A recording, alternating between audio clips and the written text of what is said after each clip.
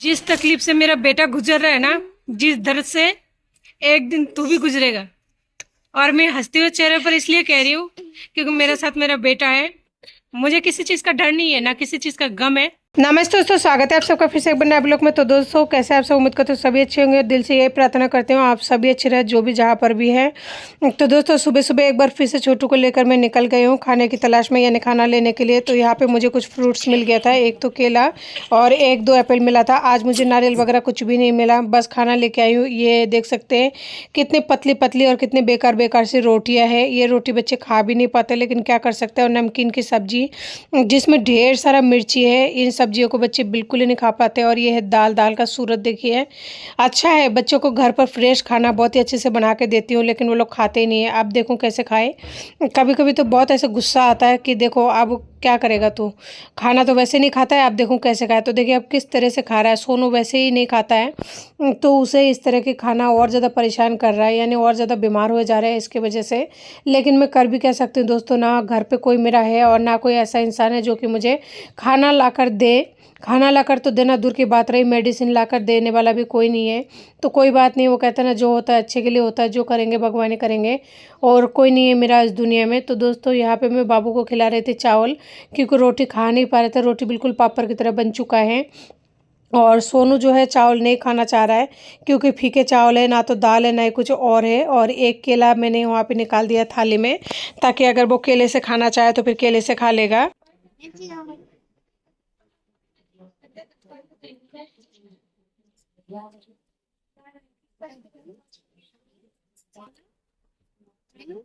Mama, mama, ये grandmother mama, वो तुम नो,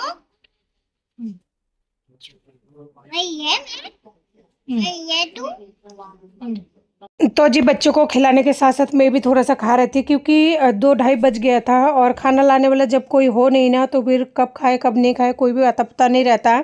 इतना टाइम होने की वजह ये है, सुबह 10 बजे डॉक्टर आए थे और उनको आज काफ़ी समय लग गया था रिपोर्ट वगैरह चेक करने में। पता नहीं क्या प्रॉब्लम है क्या नहीं है, वो तो हमें तो कुछ समझ में नहीं आता है। जो भी रिपोर्ट तो था ही मेरे पास में, लेकिन मुझे देखना तो नहीं आता। तो डॉक्टर बहुत देर से परेशान हो रहे थे।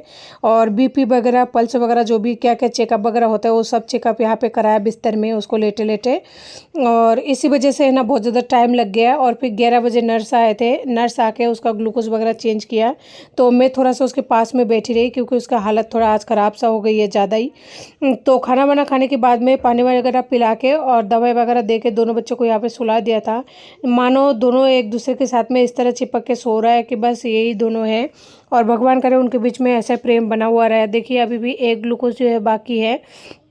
जैसे वो उठेगा उसके बाद में उसे ये वाली ग्लूकोज लगाई जाएगी। फिलहाल उसे 10 मिनट के लिए रेस्ट के लिए छोड़ दिया गया है। तो जी, जैसे सोनू उठा ना, उसके बाद में उसे ड्रिप लगाया, तो देखिए हाथों से ब्लीडिंग हो रही है। शायद उसका जो सुई होता है ना, पिछली बार भी सुई निकल गया था। वो इसलिए निकल जाता है क्योंकि हाथों में जब सूजन आ जाता है ना, बहुत दिन होने के बाद में, 3-4 दिन बाद में, तो फिर ब्लीडिंग होना स्टार्ट हो जाता है। क्योंकि अभी भी इसका जो भी शरीर है वो बहुत ज़्यादा कच्चा है और छोटा बच्चा है ना, तो मांस फूल जाता है इस वजह से। जिस तकलीफ से मेरा बेटा गुजर रहा है ना, जिस दर्द से, एक दिन तू भी गुजरेगा। और मैं हंसते हुए चेहरे पर इसलिए कह रही हूँ क्योंकि मेरे साथ मेरा बेटा है। मुझे किसी चीज का डर नहीं है, ना किसी चीज का गम है। लेकिन जिस दर्द से मेरा बच्चा गुजर रहा है ना, गुजरेगा जरूर, याद रखना। क्योंकि ये अभी से नहीं रो रहा है, ये तकलीफ की वजह से सारे सारे दिन, सारे सारे रात रो रहा है। क्योंकि इसके हाथों से बहुत ज्यादा कठोर, जिस तकलीफ से मेरा बच्चा गुजर रहा है ना, गुजरेगा जरूर। मम्मा, अगर भगवान जिंदा होगा ना, तो वो जरूर इंसाफ करेंगे। लेकिन अब तो है ना, मुझे भगवान से भी भरोसा उठ गया। ऐसा लगता है वो भी कहीं ना कहीं तेरा घोषणा लेके बैठ गया हो।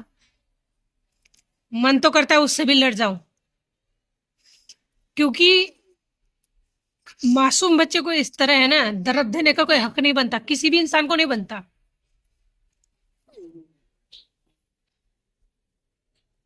लोग करते हैं ना, आदमियों के ये काटते वो काटते, सही करते हैं। काटना चाहिए, करना चाहिए। और इस वक्त अगर तू मेरे सामने होता ना, शायद मैं भी काट देती। जिसे तू अपने आप को मर्द बताता है, कि मैं मर्द हूं, मेरे में मर्दांगी है।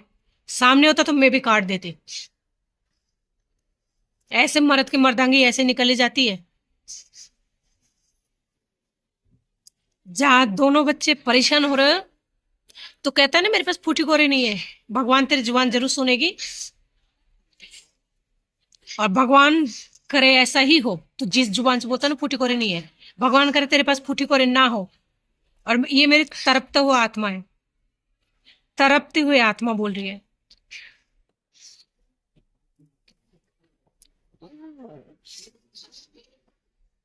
इसकी जिप को जो इंसान दूसरे को दुखी करता है ना, वो कभी खुश नहीं रहता है।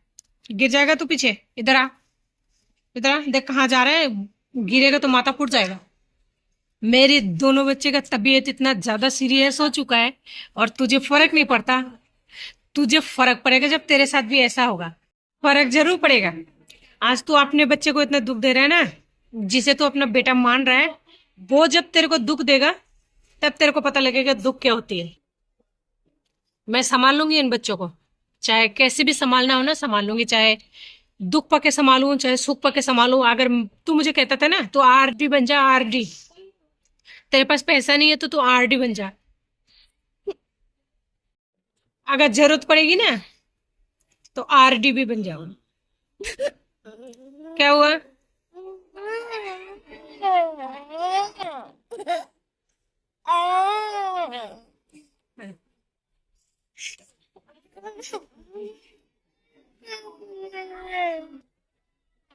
चुप हो जा।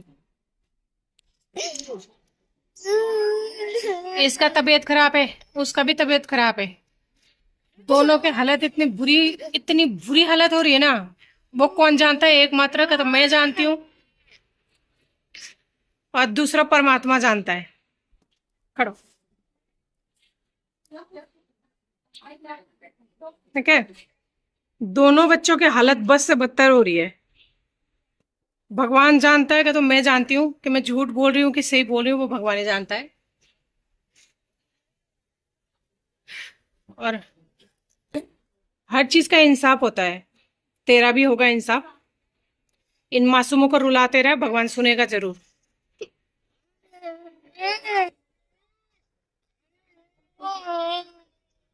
चुप करो।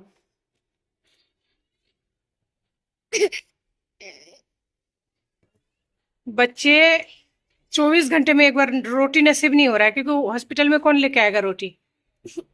क्या तो दोनों को छोड़ के जा रही हूँ, काम पे भी जा रही हूँ तो दोनों को लेके जा रही हूँ। तो बाहर से दवाई लाना हो, कुछ भी करना हो, दोनों को लेके बाहर जा रही हूँ दवाई लाने के लिए। दोनों को लेकर सारा मतलब क्या कर रहे हो? इस तरह से मरीज सही होता है? सही नहीं होता, उल्टा बीमार पड़ जाता है। ठीक है, तो मत सोच कि तूने कोई मतलब गलत नहीं किया है। तूने तो इतना बड़ा गलत किया है ना। कहता है ना नरक का द्वार जो होता है वो अपने आप ही खोल देता है, तो इंसान नरक का द्वार खुद से ही खोल दिया है। बस टाइम लगता है। वो कहते हैं ना धर्म का दीपक थोड़ा लेट जलता है, तो वही बात है।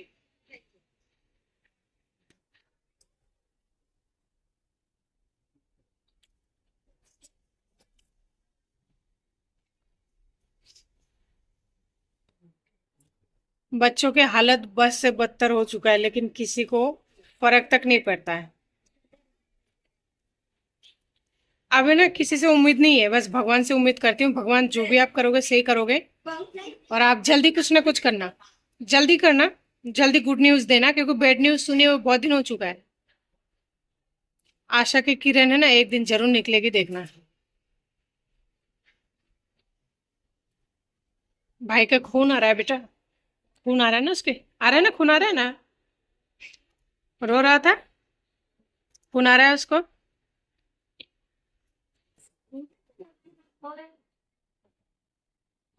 आंखों से देखा नहीं जाता है इनकी इतनी बुरी दशा, फिर भी पता है मतलब उसके बावजूद भी मुस्कुराती हूँ। इसके सामने भी, उसके सामने भी मुस्कुराती हूँ, क्योंकि हिम्मत नहीं हारनी है ऐसी हालत में भी। अकेली हूं तो क्या हुआ, कोई नहीं है तो क्या हुआ, हिम्मत थोड़ी हार जाऊं। ये है ना मेरा बेटा, वो है ना मेरा बेटा।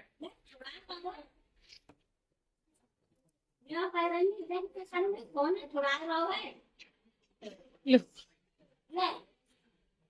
खाने में सारे दिन निकल जाता है, कुछ नहीं मिलता खाने को। बच्चे बासी रोटी खा रहे हैं, सुबह लाती हूँ वही खाना सारे दिन खाते हैं।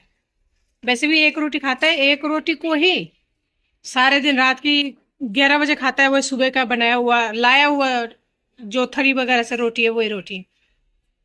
अभी दिखाती हूँ, अभी शाम की टाइम हो रही है, अगर आप लोगों को दिख रहा होगा थोड़ा सा रोशनी तो देखिए, पीछे शाम है, बिल्डिंग वगैरह दिख रही है ना, तो शाम है अभी। दिखाती हूँ खाने का हालत। इस खाने को है ना, जिस खाने को मैं अपने बच्चों को खिला रही हूँ, जिन खानों को मैं अपने बच्चों को खिला रही हूँ ना, वो खाना शायद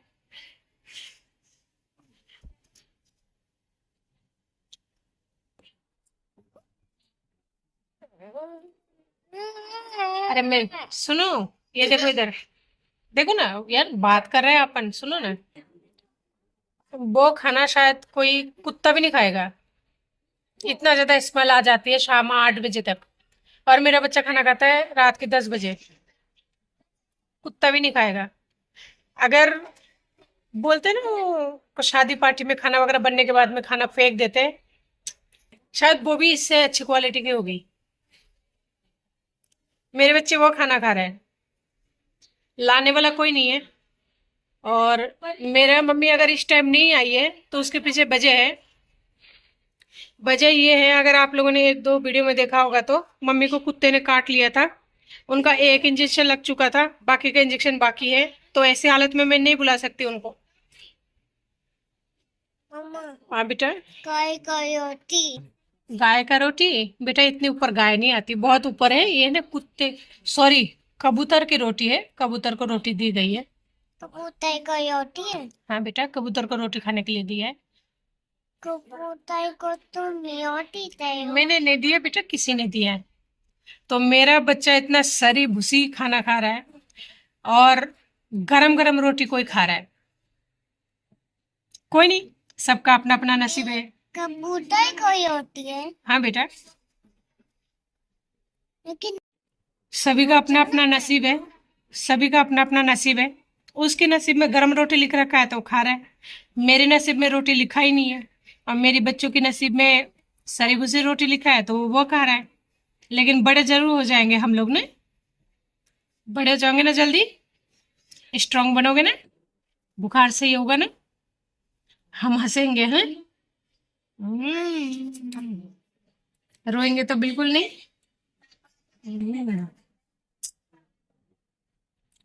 ये है दुनिया की रीत, दूसरे को पूरी तरह से बर्बाद कर दो, खुद खुश रहो, चाहे दूसरा कुछ भी करे, अपने आप को कुछ करे, चाहे साथ वाले को कुछ करे, कुछ भी करे, क्या मतलब है, कुछ जिंदा है तो बहुत है। क्या देता है ये रोटी?